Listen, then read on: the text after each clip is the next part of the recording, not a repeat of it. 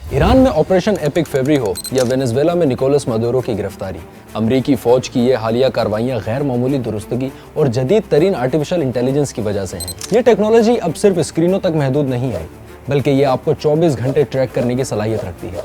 जंग में एआई के किरदार को आप वॉर गूगल मैप्स के जरिए समझ सकते हैं। ये दफ्तर पहुंचने का रास्ता नहीं बताता, बल्कि फौजी अहदाफ हासिल करने का सबसे मौसर और मोहलिक तरीका वाज़े करता है। ताज़ा तरीन मालूमात के मुताबिक अमरीकी कमांड एआई को 3 बड़े शोबों में इस्तेमाल कर रहे हैं। पहला टारगेटिंग है, जहां सैटेलाइट और ड्रोन से आने वाली लातादाद वीडियोस का तज्जिया करके नई इमारतों, गाड़ियों की मशकूक नकलो हरकत या हसास इलाकों में एनर्जी के अखराज तक का पता लगाया जा सकता है। दूसरा मरहला सिमुलेशन का है, जहां इंसानी दिमाग से कहीं ज़्यादा तेज़ी से ये अंदाज़ा लगाया जाता है कि अगर हम फलां जगह हमला करेंगे तो दुश्मन का रद्द-ए-अमल क्या होगा और उसके मुमकिना नताइज क्या निकलेंगे। और तीसरा अहम काम डेटा फ्यूजन है, यानी सिग्नल्स, सेंसर्स और रिपोर्ट्स को मिलाकर एक ऐसी जिंदा तस्वीर बनाना जो लम्हा बलम्हा अपडेट होती रहे। जिस फौजी मंसूबाबंदी में पहले हफ्ते लगते थे, अब वो चंद मिनटों का खेल बन चुकी है। दिफाई सनत का दावा है कि एआई इंसानी गलतियों को कम करके जानी नुकसान बचा सकती है,